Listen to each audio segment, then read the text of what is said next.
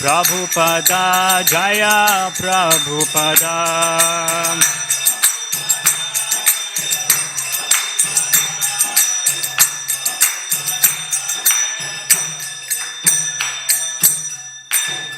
Jai Om Vishnupad Paramahamsa Parivrajacharya Shri Srimad His Divine Grace Abhaishanaravindra Bhaktivedanta Swami Srila Prabhupada Ki Jai. Jai Om Vishnupad Paramahamsa Parivrajacharya Shri Srimad His Divine Grace Srila Bhakti Siddhanta Saraswati Maharaj Prabhupada Ki Jai. Ananta Koti Vaishnava Vrinda Ki Jai. Grantaraj Srimad Bhagavatam Ki Jai. Samavita Gaur Bhakti Vrinda Ki Jai. Janitai Gaur Premanande.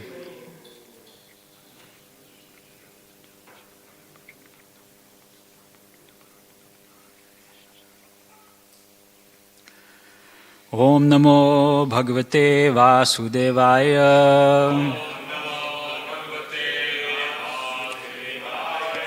Om Namo Bhagavate Vasudevaya. Om Namo Bhagavate Vasudevaya.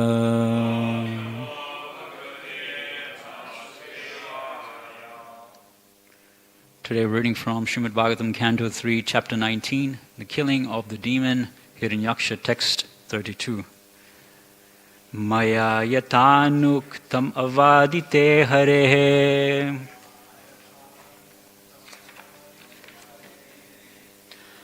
Maya yatanuktam avadite harehe. Kritavatarasya sumitra cheshtitam. Kritavatarasya sumitra cheshtitam. Yata hiranyaksha udhara vikramo. Yata hiranyaksha udhara vikramo. Mahamrde kridanavan nirakritah. Mahamrde kridanavan nirakritah. Maya yatanuktam avadite harehe. Kritavatarasya sumitra cheshtitam. Yata hiranyaksha udhara vikramo. Mahamrde kridanavan nirakritah.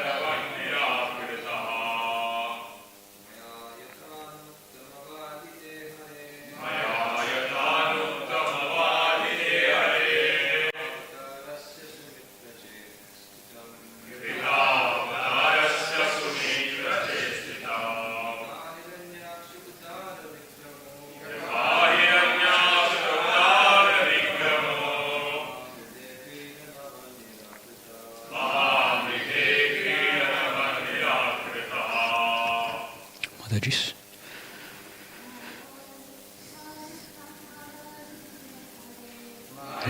Yathanuktam avadite hare.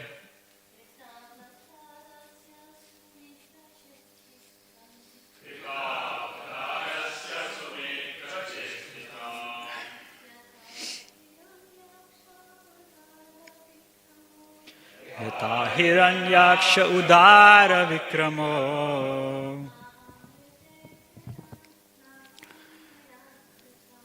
Mahamride Kridanavandirakrita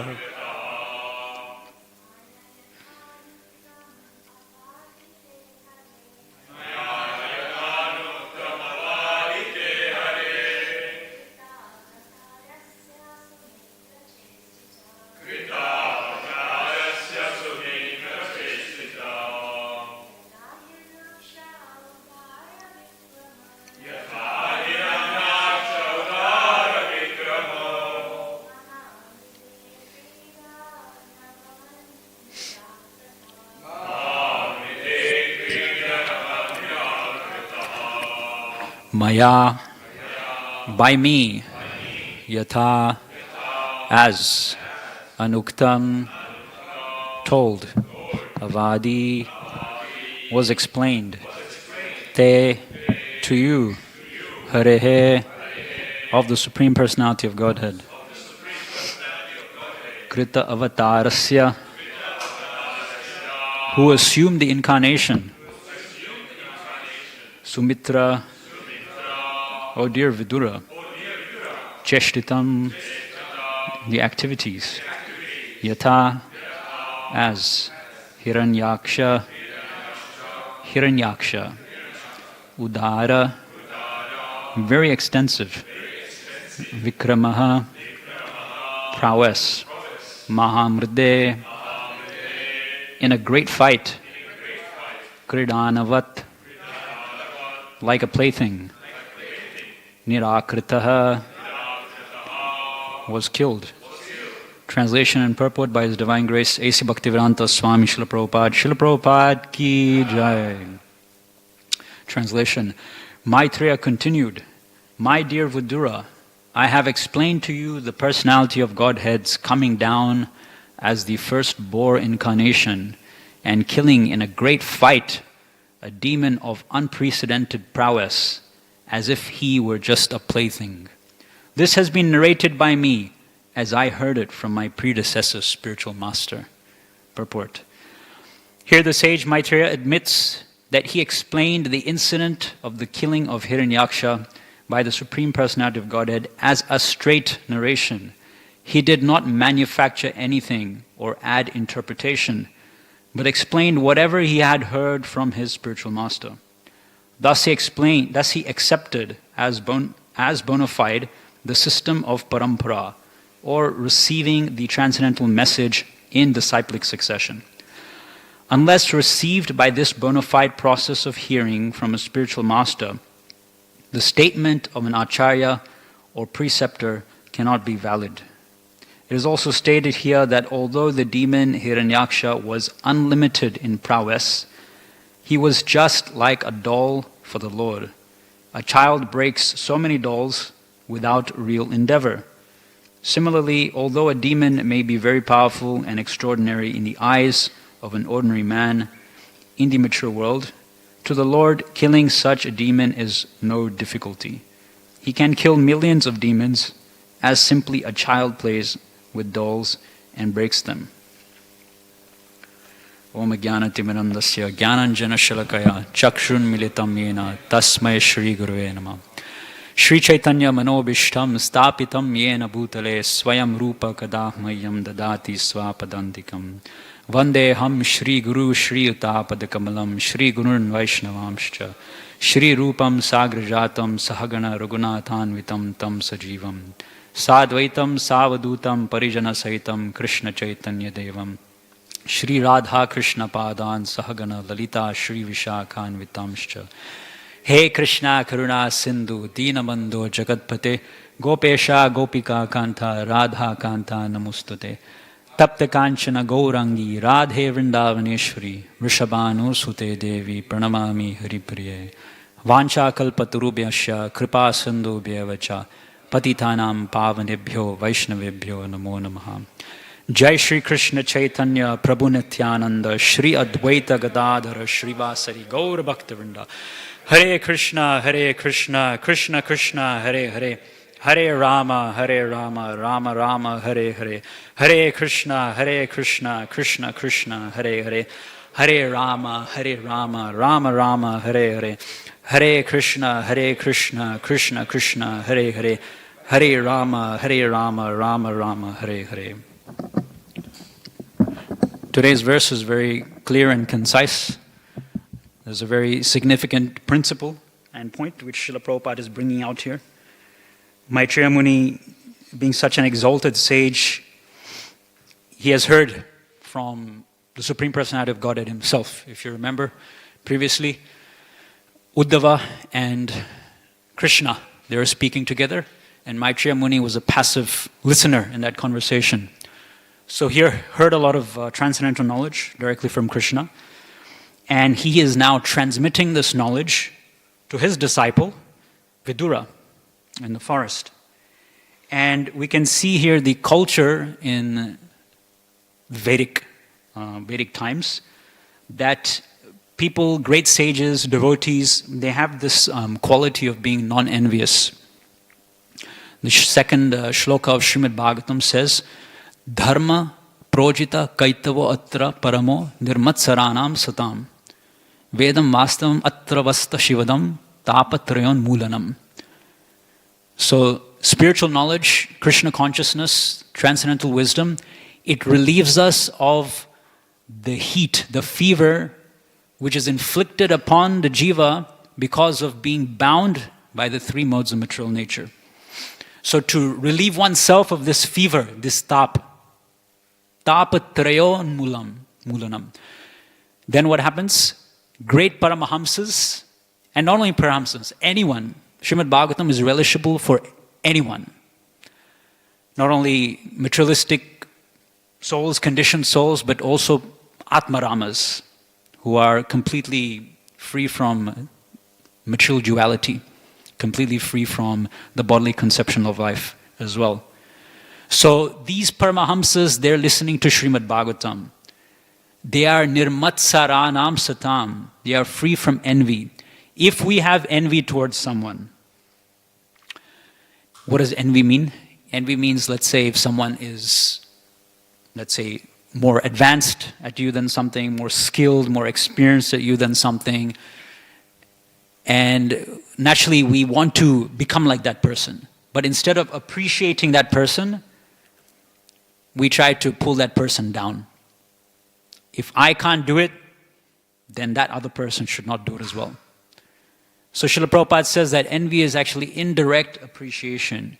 It is more amicable for your Krishna consciousness to instead appreciate the other person. We learn from Srimad Bhagavatam in the pastimes of Prithu Maharaj that if we glorify another Vaishnava, if we appreciate the service of another Vaishnava, we will get 1/6 of that quality, of that credit that that Vaishnava has. So that is the culture that we need to adopt and inculcate within ourselves. For that we need to be non-envious.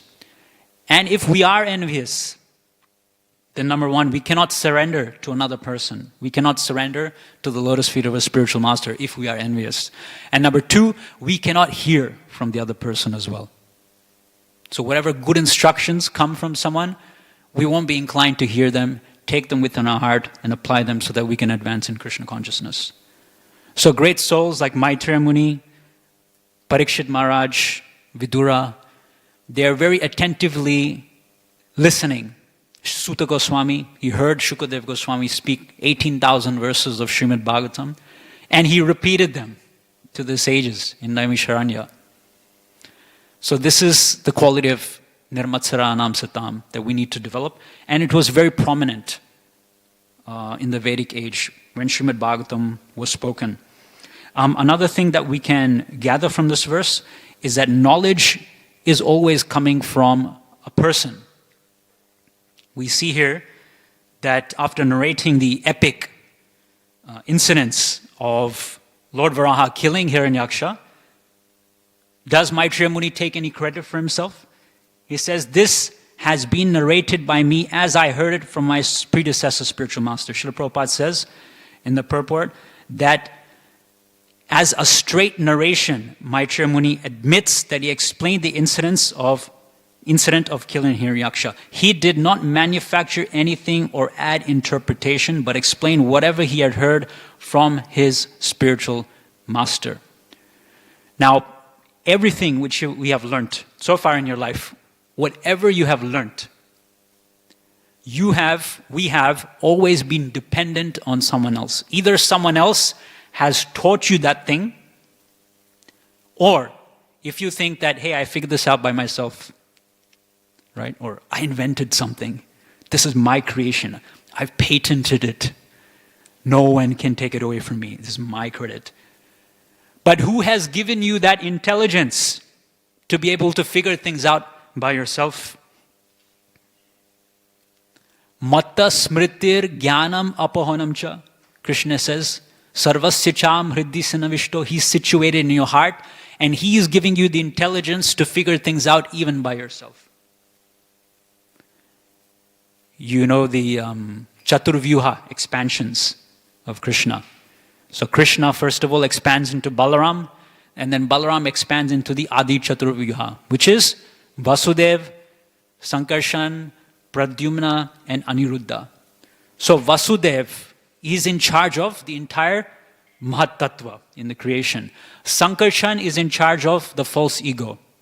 Pradyumna, he is in charge of your intelligence. And Aniruddha is in charge of your mind. So just to use these faculties, these subtle faculties, you're dependent on the mercy of these four personalities.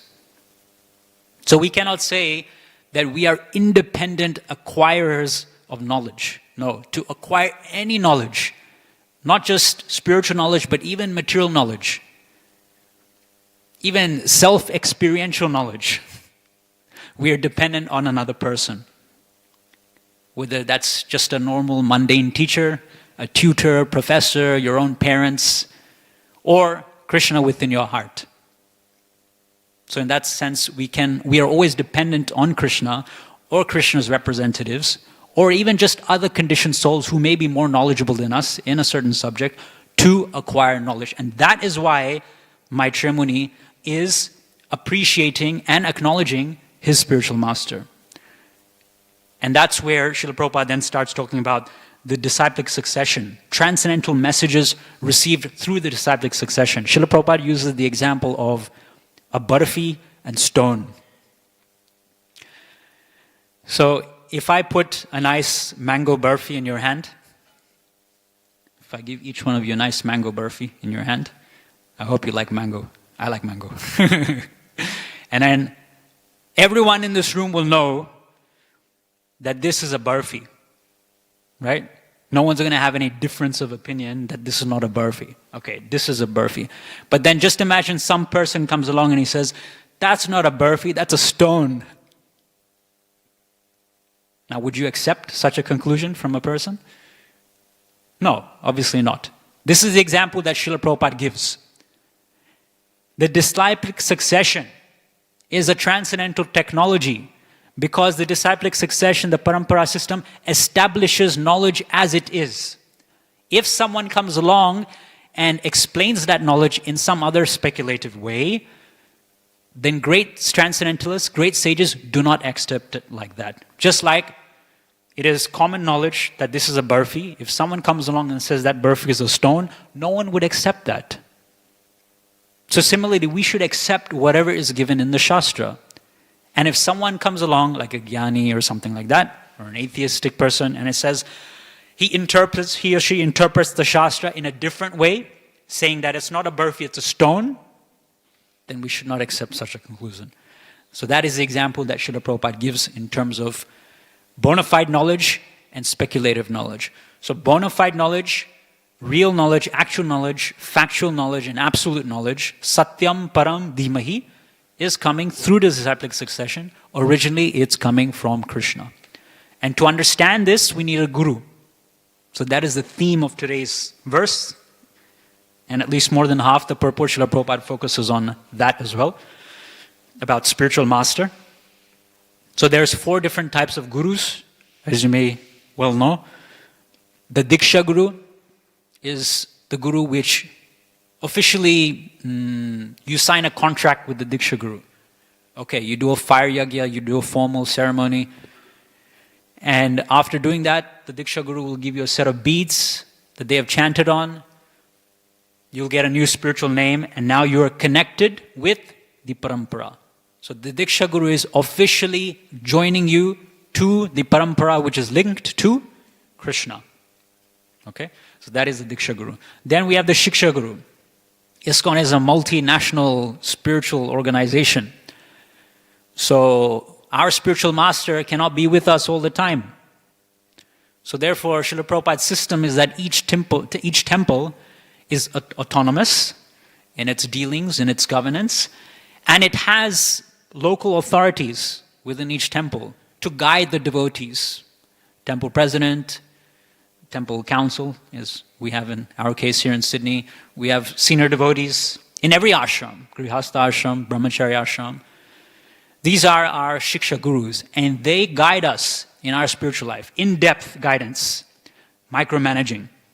So if you have any problems with your mind, personal life, spiritual life, any questions about what you've read in Srila Prabhupada's books, the Shiksha Guru is the person that we go and we approach. So they're more readily available in that sense.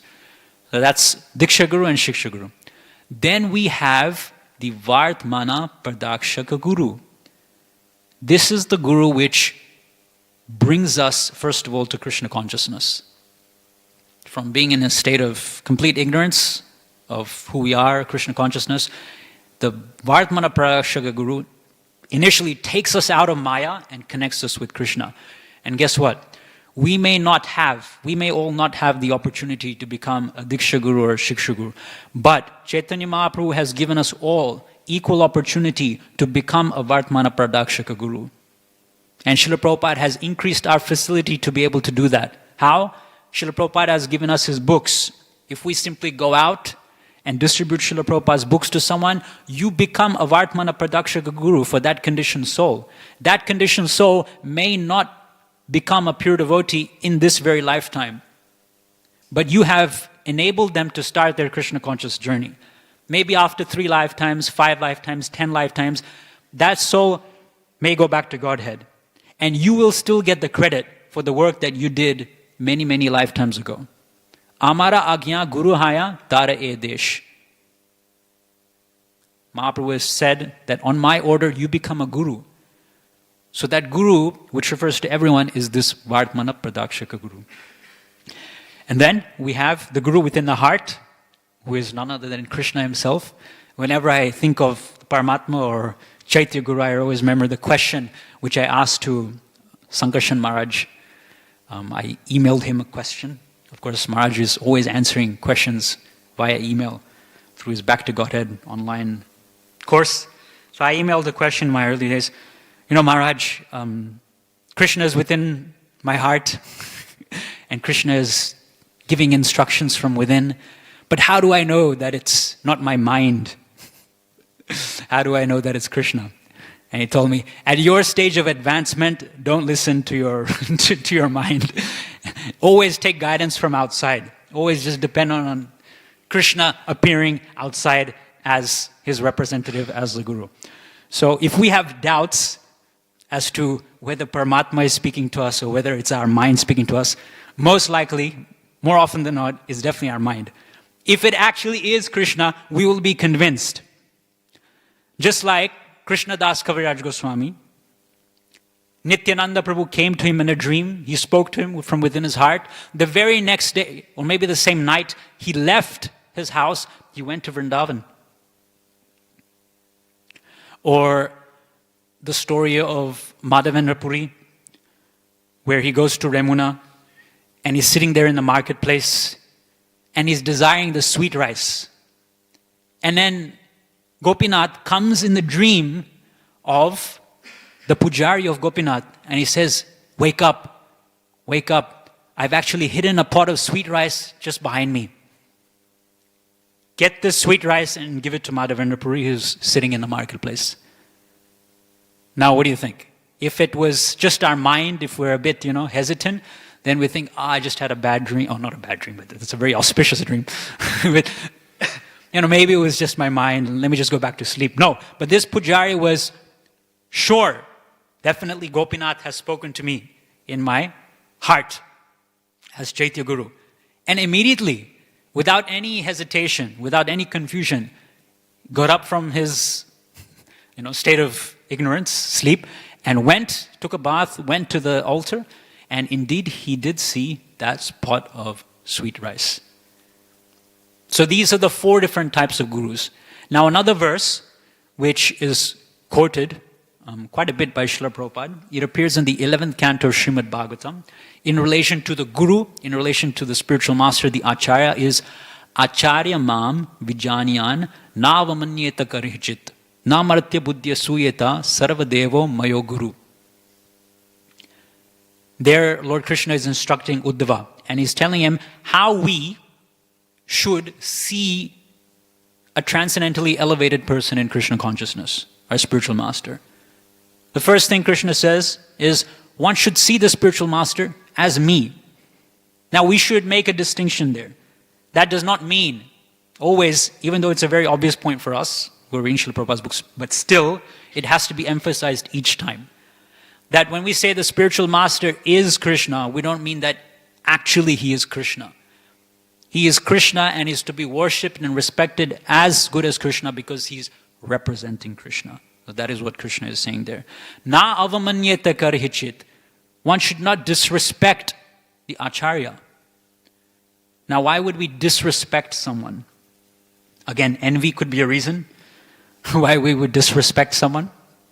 And of course, maybe a person may not be qualified, genuinely may not be qualified, and therefore, it's legitimate to disrespect such a person. But still, a Vaishnava never disrespects anyone. A Vaishnava has genuine appreciation and respect for all conditioned souls, whether they are devotees or non-devotees. But there's a saying that familiarity breeds contempt. And if we get too close to our spiritual masters, this is called in Chaitanya Charitamrita, Maryada Langana. When Sri Chaitanya Mahaprabhu came back to Jagannath Puri, I think from Vrindavan, then he went to, this is actually after Anavasara Kal. So after Snan Yatra, Jagannath was sick, and Mahaprabhu and his associates were really wanting his association, and finally, Jagannath gave darshan to everyone. At that time, Sri Chaitanya Mahaprabhu and his associates walked onto the altar of Jagannath. This is not to be done. We cannot have people walking onto the altar of Shri Radha Gopinath. Because it's a very sanctified place, it's a very sacred place. You need some sort of transcendental qualification to do that. So Srila Prabhupada says in the purport there that this is an instance of Maryada Langana, which means that there is a certain standard, but that standard is broken. Of course, Sri Chaitanya Mahaprabhu is doing that because of intense love and intense separation that he was feeling for Lord Jagannath. But generally it is not to be done. So in the same way, if we get too close to our spiritual master, we risk committing the offense of Maryada Langana. So therefore, we should always maintain a healthy distance. So that is why we may disrespect someone, because we get too familiar with them. And we should not get too familiar with the spiritual master. This familiarity, this is very interesting. This is in Sri Chaitanya Mahaprabhu's teachings to Rupa Goswami. This concept of familiarity with the spiritual master or anyone, that in Sanskrit is called Vishrambena. Intimacy, familiarity in Sanskrit is called Vishrambena. And that is a quality which is within Sakyaras. So we do not have a predominantly Sakyaras with the Guru. The predominant relationship that we have with the Guru is Dasyaras. And the two qualities in Dasyaras are Krishna Nishtha and Asat Trishna, which means, Krishna Nishtha and Trishna Tyag. Krishna Nishtha means one is fixed in Krishna consciousness, and Trishna Tyag means one has given up material enjoyment. These are the two qualities which a devotee in Dasyaras has. But Vishrambena, intimacy, is something which comes if one is in Sakyaras with another person. Now we are not, unless we are very, very close and dear to the spiritual master, which is very difficult in our, as I said before, the multinational ISKCON society that we have. It's very rare that we see a devotee become very genuinely very close to a spiritual master and not commit the offense of Maryada Langana. Just like we see His Holiness Jayapataka Maharaj, he has some very few devotees who have been serving him for years and years and years. And they still maintain that respectful relationship with their spiritual master as well. But not everyone can do this. This is a very exceptional quality, to be able to serve the Guru and still, like in intimacy, and still maintain that awe and reverence and respect for the spiritual master. So, Acharya mam vijanyam nava manyata karishit na martya bhuya na martya what is it? Na martya buddhi suyata, which means one should not consider the spiritual master to be an ordinary person. So the spiritual master obviously has a material body, but anything which is used in Krishna consciousness is no longer material. It is spiritual. That is why when great elevated Vaishnavas pass away, they have samadhis, mahasamadhis, samadhis which are built for them, and people thousands and thousands of years later still come and pay homage at their samadhis. Whereas that is not the case with ordinary souls which pass away. Their bodies are either burnt and put in some river somewhere, or they're placed in a coffin, buried, and as time passes, everyone forgets. But that is not the case with acharyas, spiritual masters. When they pass away, they have a samadhi built, a shrine built, and devotees keep coming and paying obeisances. It's like in Mayapur, we have the samadhis of many of Srila Prabhupada's senior disciples. Recently, the samadhi of His Holiness Bhakti Charu Maharaj was also built there. And obviously, we have samadhis like in Radha Damodar temple. We have the samadhis of 64 mahants, great devotees of Sri Chaitanya Mahaprabhu, like that. And Sarva Devo Mayo Guru, the spiritual master, the acharya, is to be seen as a representative of all the demigods. Why? Because Krishna is the representative of all the demigods. And the spiritual master is representing Krishna. Therefore, he is to be seen as the master. He is to be seen as a representative of all the demigods within this mature world. So that's another verse which comes to mind, a very important verse, when we're talking about Guru Tattva. Recently I was reading in Chaitanya Charitamrita, in Madhya Lila, the conversation between Sanatana Goswami and Sri Chaitanya Mahaprabhu.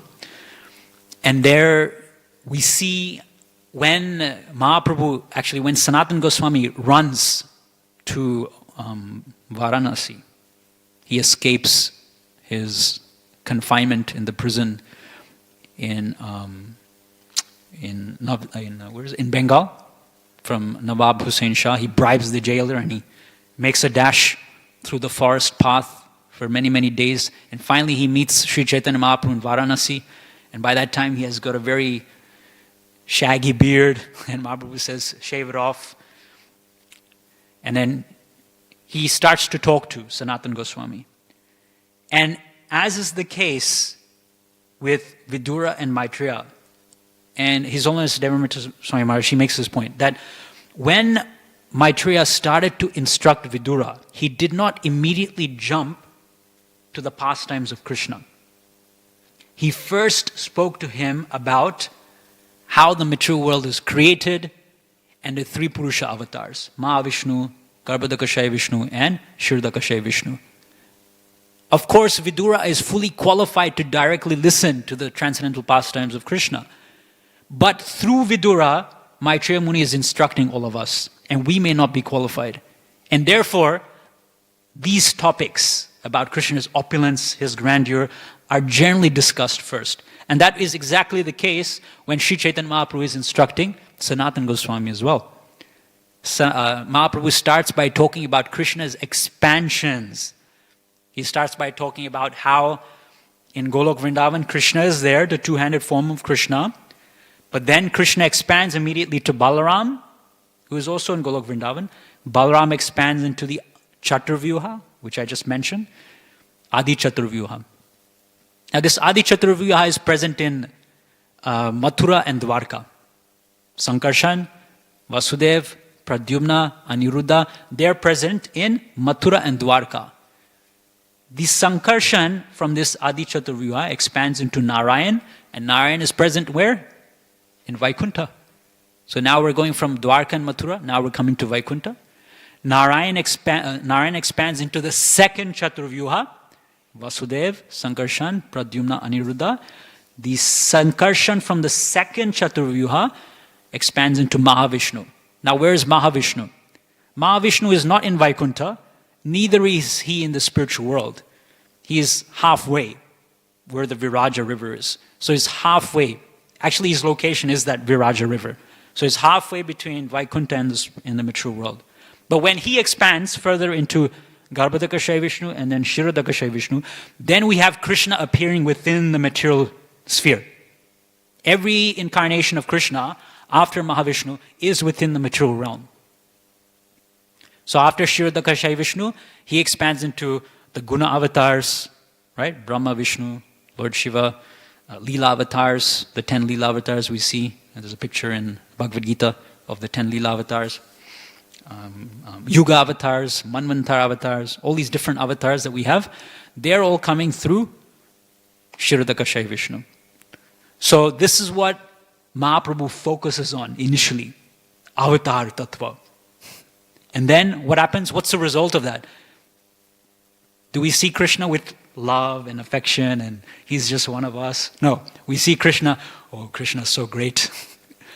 I should pay my respects to Krishna. From him, so many different personalities are coming. Dipachireva hi dashantaram abhyuveta dipayate vivratehetu samana dharma. Istadragev vishnutaya vibhati. Govindamadi purusham tamaham bhajami. So many avatars, so many incarnations are coming from Krishna. They're plenary, just like a lamp which is lit, and then you take a candle and you light other lamps from it. So Krishna is such a powerful person. And then Sanatana Goswami, of course, he sees Krishna like that. And that's the way that Mahaprabhu wants us to see Krishna in that point, with great respect, awe and reverence. But then, as we gain our qualification, the Guru, the spiritual master, starts to reveal more and more intimate details about Krishna. Mahaprabhu tells Sanatana Goswami about Krishna in Dwarka. You probably have heard that story of Brahma coming and knocking on the doors in Dwarka. I want to see Krishna. And the gatekeepers open the door and Brahma goes in. And then one of the attendants of Krishna comes out and he says, who are you? And he says, I'm the four-headed Brahma, Chaturmukhi Brahma. And I go and tell Krishna, because Krishna asked, who is at the door? And Brahma is like, why is he asking who is at the door? I'm Brahma, I'm the only Lord Brahma. And then, obviously, Krishna, he goes into meditation just for a split second. And then before Brahma, thousands and millions of other Brahmas come. With 100 heads, 1,000 heads, 10,000 heads, 100,000 heads, 1,000,000 heads, 10 million heads. According to the capacity of, controllership that they need to maintain in their universe, the size of the universe. Not only Brahmas, but millions of Lord Shivas come. And these Lord Shivas also have millions of heads as well. So we can see there's not only one Lord Shiva, there's different Lord Shivas, as well. And then millions of Indras come as well, with thousands and millions and 10 million eyes on their body. And then Brahma gets bewildered. And then he appreciates the position of Krishna in Dwarka. Wow, Krishna in Dwarka is such a great person. I should pay my respects to him. And that's when Mahaprabhu starts talking about Trayadish. Krishna is the master of threes. And there's different intimate definitions of this, and I'll finish with this point. The external reason of Trayadish, the master of three, is that Krishna is the master of the three guna avatars within the mature world. Lord Vishnu, Lord Brahma, and Lord Shiva. Right? And they are controlling the three modes of material nature. This is the first external meaning of Trayadish, which means the master of threes. Krishna is known as the master of threes. Then Sri Chaitanya Mahaprabhu tells Sanatana Goswami that there's a more deeper meaning to this. Krishna is not just the master of, Lord Shiva, Lord Brahma. He's actually the master of himself, coming as the three Purusha avatars. So Krishna is the master of Mahavishnu, the master of Garbhodakashayi Vishnu, and the master of Kshirodakashayi Vishnu. And we see that in Krishna Leela when in Dwarka, the Brahmana is losing his sons as soon as they're born. And then Arjuna says, I'll find them. And he can't find them. Then Krishna takes his chariot, Sudarshan disc is at front. They exit from the sphere of this universe and they go and see Mahavishnu. And what does Mahavishnu say? I just wanted to see you, my dear master. I just wanted to take your darshan. So we can see that Lord Krishna is the master of the three Purusha avatars. Then there's a more deeper meaning to this, Mahaprabhu explains. And that is that Lord Krishna is the master of the three dhams, the three abodes. Devi Dham, the mature world, Vaikuntha Dham, the spiritual world, and Gokul Dham or Golok Dham, the topmost planet within Vaikuntha. Now you may think there's nothing more than this. We've just covered Goloka. How can it get even more deeper than this? But Mahaprabhu does go deeper. There's two more steps. Why Lord Krishna is known as Trayadish. Within Golok, Krishna is still the master of threes. Why? Because he's the master of Dwarka, he's the master of Mathura, and he's the master of Vrindavan. And then there's a more deeper meaning still. I just want to read something. It's a very brilliant verse. I thought it's from this. Prabhupada is saying in the purport. This verse is quoted from Krishna Karnamrita by Bilva Mangal Thakur. And the word Madhuram appears a lot of time in this verse. Madhuram Madhuram Vapurasya Vibhor Madhuram Madhuram Vadanam Madhuram Madhu Gandhi Mridu Smitametadaho Madhuram Madhuram Madhuram Madhuram. So what does this verse mean? Okay, listen carefully, because this is the ultimate reason why Krishna is the master of threes. Oh my Lord, the transcendental body of Krishna is very sweet. And his face is even sweeter than his body. But his soft smile, which has the fragrance of honey, is sweeter still. So Krishna is the master of threes because he is the master of his body, his face, and ultimately his smile. Again, we're going in succession. Mahaprabhu gives a brilliant analogy. Just imagine, it's nighttime, you're on the edge of the ocean, or let's say on the seashore, on the beach, and it's a bright full moon night, and you're seeing, the body of water. Maybe you're in Hawaii or Fiji or somewhere. You're seeing nice balmy weather, humid weather, and you're seeing that body of water. You're hearing the waves crashing. It's a very nice atmosphere. And then in the night sky, you see the full moon and the rays which are coming from that full moon. It's a really nice atmosphere. This is the atmosphere in which Krishna performed the Ras Leela with the full moon in the autumn season. Now, the analogy which is given is that Krishna's body is like that dark bluish ocean. Okay? Krishna's face is the moon. And Krishna's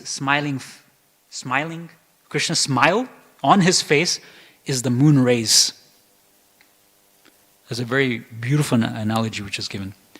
And something else that Mahaprabhu talks about. He gives different ways that we can meditate on Krishna. We know that Krishna's body has 24.5 moons. Krishna's face is the master or the king of all the moons, and Krishna's body is the kingdom. What does it mean? Krishna's 10 toes are compared to be like 10 full moons. Krishna's 10 fingernails are compared to be like 10 full moons. Krishna's face is also a full moon. Krishna's left and right cheek are also full moons. So how much is that? 10 plus 10, 20, 21, 22, 23 is face. 24, what is the 24th moon? Krishna puts a little tilak of sandalwood in between his forehead. I think Gopinath has it actually. Gopinath, our Gopinath doesn't have it. But it's explained in CC that Krishna puts a little sandalwood mark in between his forehead. That sandalwood mark is also a full moon. And what is the half moon? The half moon is Krishna's forehead. Krishna's body, his bluish black body, is like a thundering rain cloud. Krishna's yellow pitambar dhoti is like dazzling lightning.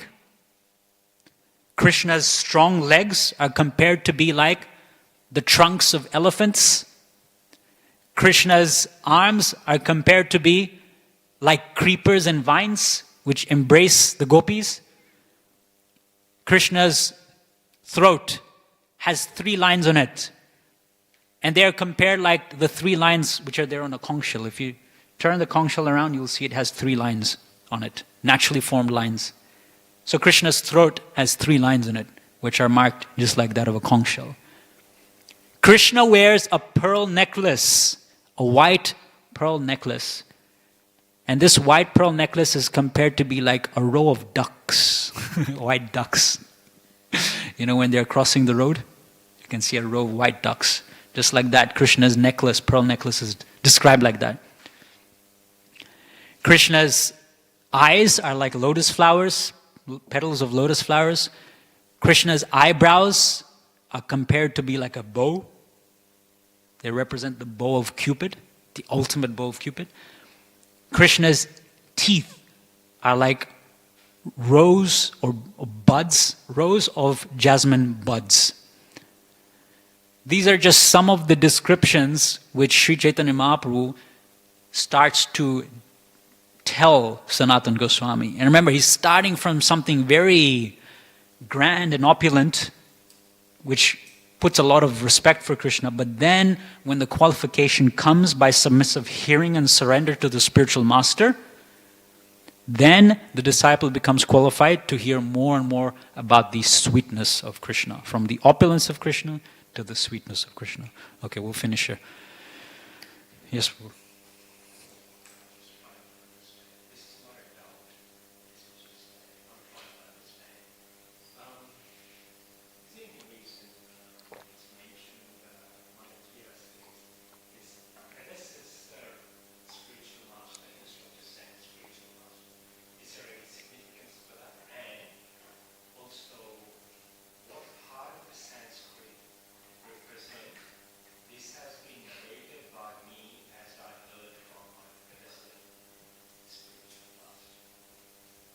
The first question is, why does he say predecessor spiritual master? Predecessor master, spiritual master also refers to your immediate spiritual master. Predecessor, spiritual master, refers to your immediate spiritual master. But predecessor spiritual masters, with an S, refers to n number of spiritual masters. As to where it's saying in Sanskrit, I'm not sure I haven't seen it.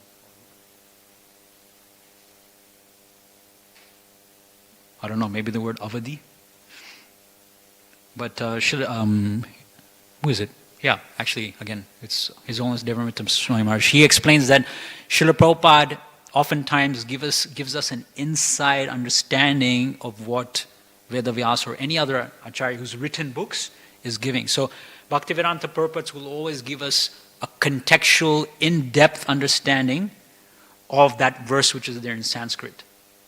That means whatever there is there in Sanskrit may not always be there verbatim, but Srila Prabhupada will contextualize it for our better understanding.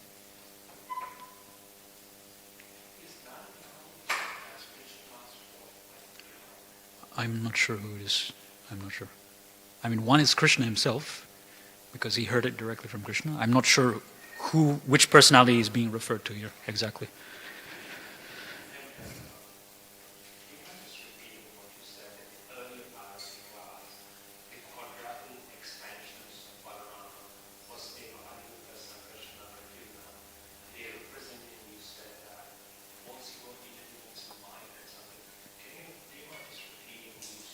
Yeah, so Vasudev, he controls or is in charge of the entire Mahatattva. Sankarshan, he is in charge of the false ego. Pradyumna is in charge of the intelligence, and Aniruddha is in control of the mind. Okay, anything else?